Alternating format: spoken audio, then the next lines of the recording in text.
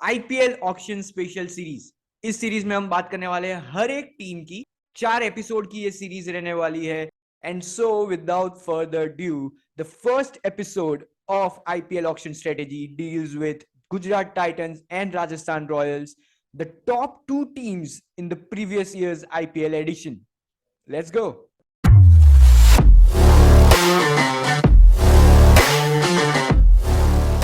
There you go. There's their retention.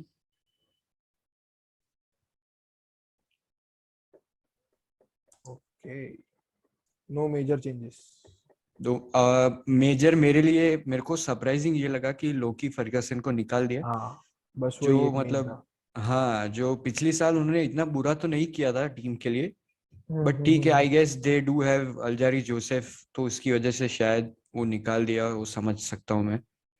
What may do you B think? जो तीन player सारी teams target करके बैठी है, जो मेन तीन प्लेयर्स है ऑक्शन के, सैम करन, बेन स्टोक्स और कैमरन ग्रीन। मे बी उनमें से एक प्लेयर को वो लोकी की जगह लाना चाहते, बिकॉज बैटिंग ऑर्डर थिन था लास्ट ईयर। जो हार्दिक हाँ, पांड्या ने लास्ट में एक्सेप्ट भी किया था कि ऊपर जो 15-20 रन के कंट्रीब्यूशन थे, वो सारे बहुत हेल्प कर रहे थे। तो यस। वो बैटिंग ऑर्डर की जो जो थिन था, वो कहीं ना कहीं वो तीन में से एक प्लेयर बैटिंग ऑर्डर बढ़ाएंगे और चार ओवर बॉलिंग भी दे सकते हैं।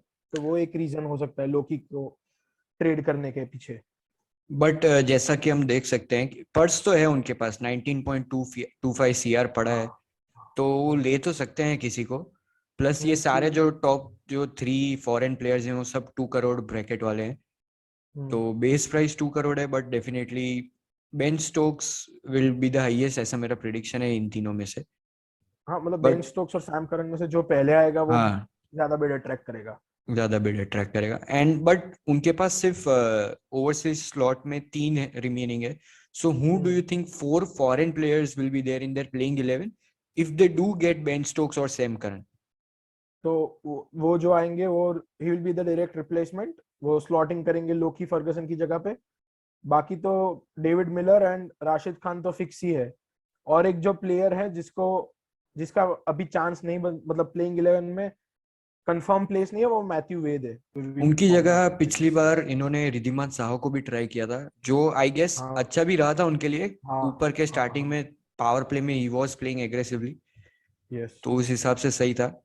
बट क्योंकि गुजरात टाइटंस जीती थी पिछली बार, तो एक्सपेक्टेड था कि इतने चेंजेस नहीं होंगे प्लेइंग अपनी स्क्वाड हाँ। में। जो बरकरार रहा, उन्होंने इतने चेंजेस नहीं किए। So yes yes. Overall, what do you think what they will be looking for in the auction? बस जो एक ओवरसीज स्लॉट खाली है फिल करने के लिए, तो वही देखेंगे as far as the main 11 is concern. अगर मैथ्यू वेद की जगह सपोज कोई प्लेयर एलेक्स हेल्स है जैसे, वो 2-3 करोड़ में मिल जाते हैं तो वो लॉटरी है। निकोलस पूरन है, ऐसा कोई प्लेयर मिल जाता है तो ठीक है। Otherwise they can persist with Matthew Wade, वो भी कोई बड़ी प्रॉब्लम नहीं है। तो बैकअप्स के लिए देखेंगे, मेन 11 के लिए तो ये तीन में से एक टारगेट होंगे, जो तीन मेन प्लेयर्स है। हाँ, मुझे भी यही लगता है। But also I do think Vijay Shankar को रिटेन करके उन्होंने यही बताया कि इंडियन जो कंटेंशन है उसको बैक कर रहे हैं। विजय शंकर हम्म। पिछली बार भी थोड़ा बहुत यूजफुल आए थे उनको बैटिंग साइड से। सो आई थिंक कि उनको बैटिंग में और ज्यादा डेप्थ चाहिए।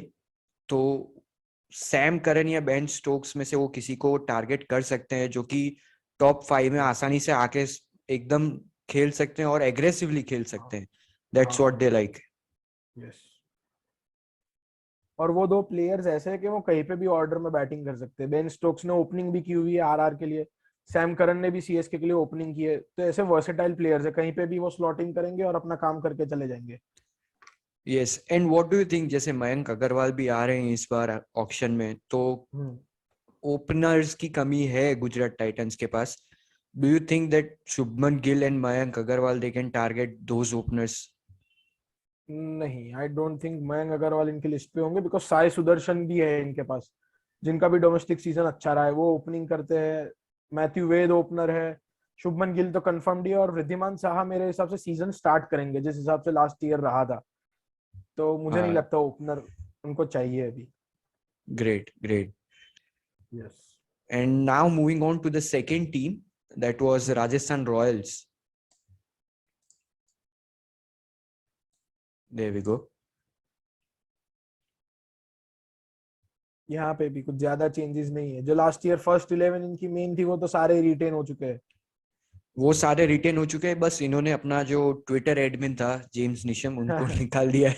हाँ हाँ हाँ बट हाँ। जेम्स नीशम और डेरिल मिचेल दोनों को इन्होंने ट्राई किया था पिछले सीजन में।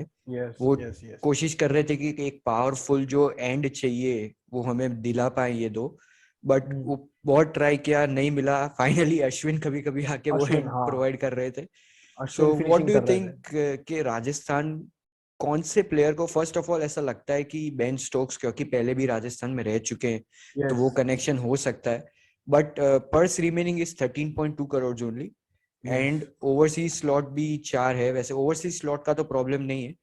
सो what do you think for Rajasthan Royals? I don't think इनको बेन स्टोक्स अगर ये टारगेट करेंगे तो अभी पॉसिबल होगा, बिकॉज 13.2 करोड़ से तो बेन स्टोक्स को ज्यादा ही मिलेंगे। 15-16 तो जा रहा है बेन स्टोक्स, वो और सैम करन दोनों। कैमरन ग्रीन अगर मिल जाते हैं वो ठीक है, बाकी बेन स्टोक्स और सैम करन तो नहीं आएंगे इनके। हाँ वो तो है। Plus what do you think their main problem क्या थी पिछले सीजन और वो कौन से प्लेयर को इस बार आई करेंगे ऑक्शन में? मेन प्रॉब्लम यही थी कि अश्विन आपको 7 नंबर पे बैटिंग करने आ रहा है, वो मेन प्रॉब्लम है।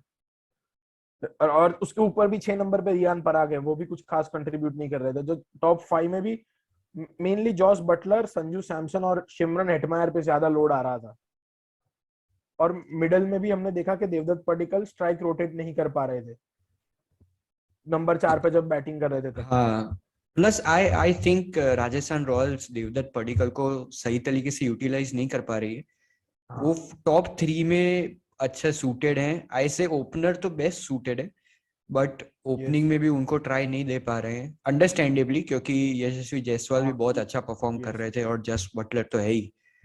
सो what do you think? I think main problem for Rajasthan Royals is their middle order batting, middle lower order batting.